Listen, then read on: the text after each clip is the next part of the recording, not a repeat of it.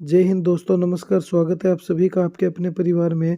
दोस्तों आज है 15 जनवरी 2025 से रिलेटेड राजस्थान करंट अफेयर्स के जितने भी मोस्ट इम्पोर्टेंट क्वेश्चन बनते हैं, आज उसके ऊपर हम चर्चा करने वाले हैं। तो प्यारे दोस्तों, कैसे हैं आप सभी। दोस्तों आज हम बात करेंगे राजस्थान करंट अफेयर्स की एक और मोस्ट इम्पोर्टेंट क्लास की। इससे पहले जितने भी साथी चैनल पर नए हैं वो चैनल को ज़्यादा से ज़्यादा लाइक शेयर सब्सक्राइब कर देना। और दोस्तों इसकी पीडीएफ चाहिए तो तुम टेलीग्राम को ज्वाइन कर लेना। डिस्क्रिप्शन में टेलीग्राम का लिंक दिया हुआ है, वहाँ पर अपने राजस्थान करंट अफेयर्स की मोस्ट इंपॉर्टेंट पीडीएफ जो है दोस्तों रोज़ अपलोड होती है और एमसीक्यू सीरीज चलती है। और इसके अलावा दोस्तों राजस्थान की बहुत सारी महत्वपूर्ण जो जीके की क्लास है वो भी वहाँ पर चलती रहती है। तो पीडीएफ को ज्वाइन, टेलीग्राम को ज्वाइन कर लेना। तो देखिए आज का अपना पहला क्वेश्चन देखिए।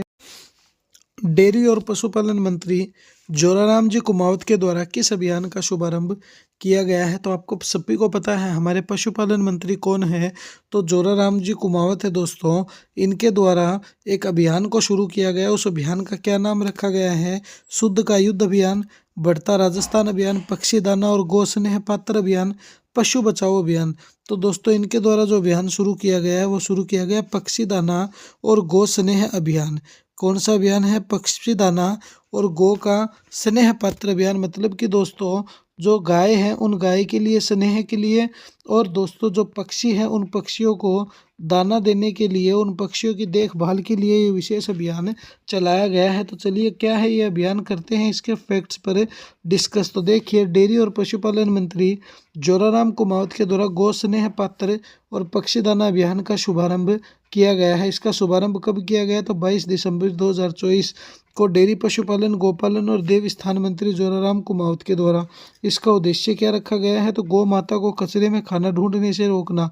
सबसे बड़ी बात है गौ माता जो कचरे में खाना ढूंढती है भूखी, उनको दोस्तों रोकना। उसके बाद है गौ माता के जीवन को संरक्षित करना तथा उनके स्वास्थ्य की देखभाल करना। 101 गौ स्नेह पात्र के माध्यम से गौ माता को क्या करना? भोजन को उपलब्ध करवाना इनका मुख्य उद्देश्य रखा गया है। तो चलिए क्वेश्चन नंबर 2 देखिए।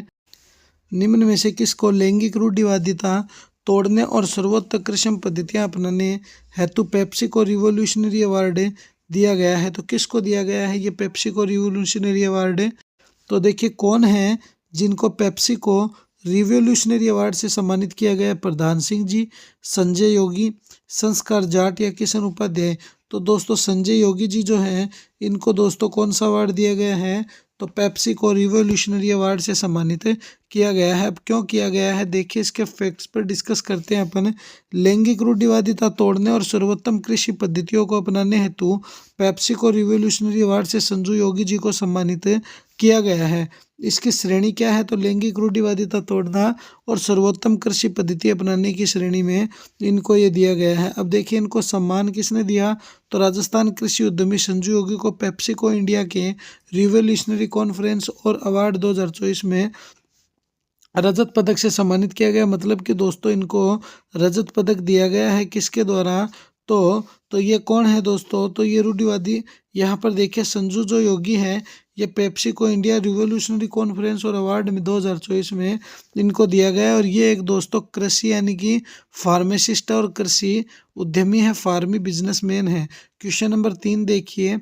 गला काफ़ी ज़्यादा ख़राब है दोस्तों और तबीयत बहुत ज़्यादा ख़राब है, फिर भी आपकी क्लास ले रहे हैं। देखिए इसकी पीडीएफ के लिए टेलीग्राम में डिस्क्रिप्शन में दोस्तों टेलीग्राम का लिंक दिया हुआ है, उसको तुम ज़्यादा से ज़्यादा ज्वाइन कर लेना क्योंकि वहाँ पर ही आपको रोज़ पीडीएफ जो है वो मिलने वाली है। तो देखिए 76वें गणतंत्र दिवस के एट होम कार्यक्रम में आमंत्रित 12 जिले की नमो ड्रोन दीदी कौन है?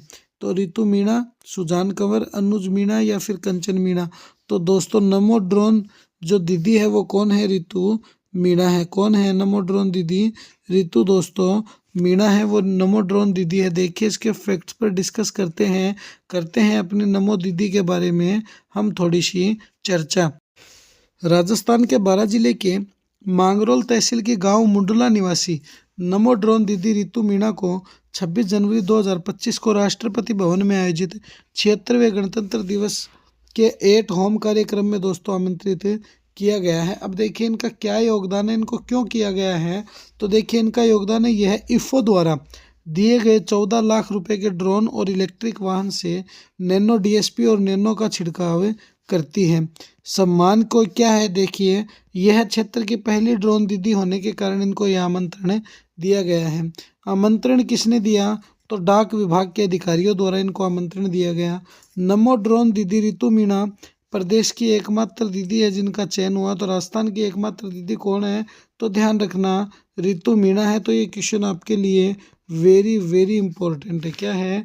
वेरी वेरी इंपॉर्टेंट है। नमो ड्रोन दीदी कौन है? रितु मीणा है। चलिए क्वेश्चन नंबर 4 देखिए, निम्न में से किसने राजस्थान में 14 से 30 जनवरी 2025 तक पशु कल्याण पखवाड़ा मनाने की घोषणा की है? मदन दिलावर जी ने, दिया कुमारी जी ने, भजनलाल जी शर्मा ने, या जोराराम कुमावत ने? तो दोस्तों जोराराम कुमावत जी जो है इनके द्वारा 14 से 30 जनवरी 2025 तक पशु कल्याण पखवाड़ा मनाने की घोषणा की गई। देखिए मदन दिलावर जी कौन है? तो सर हमारे शिक्षा मंत्री हैं। दिया कुमारी जी कौन है? तो सर डिप्टी सीएम उप मुख्यमंत्री है। भजनलाल जी शर्मा कौन है? सीएम है। डेयरी और पशुपालन मंत्री कौन है? तो दोस्तों जोराराम जी कुमावत है। इन चारों को तुम ध्यान में रखना। तो देखिए 14 से 30 जनवरी 2025 तक पशुपालन और डेयरी मंत्री जोराराम कुमावत के द्वारा पशु कल्याण पखवाड़ा मनाने की क्या की गई है? घोषणा की गई है। इसका मुख्य उद्देश्य क्या है दोस्तों? तो देखिए जीव जंतुओं के प्रति दया भाव और प्रेम जागृत करना इसका मुख्य उद्देश्य। घोषणा पशुपालन और डेयरी मंत्री जोराराम कुमावत के द्वारा। इसके लिए विशेष दिन ये है कि 30 जनवरी के दिन तो दोस्तों राजस्थान में जितने भी नॉनवेज है उनके लिए दुख की घड़ी है, क्योंकि नॉनवेज पूर्णतः दोस्तों क्या रहेगा? प्रतिबंध रहेगा।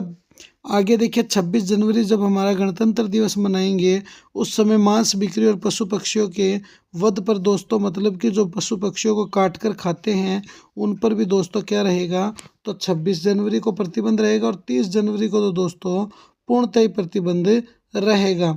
आगे देखिए गतिविधियाँ क्या है? तो जागरूकता कार्यक्रम विभागीय अधिकारी तथा कर्मचारियों की भागीदारी से इसकी गतिविधियों पर नज़र रखी जाएगी। क्वेश्चन नंबर 5 देखिए, राजस्थान में विधानसभा को पेपरलेस बनाने की दृष्टि से 16वीं विधानसभा के तीसरे सत्र के दौरान कौन सा एप्लीकेशन लागू किया जाएगा?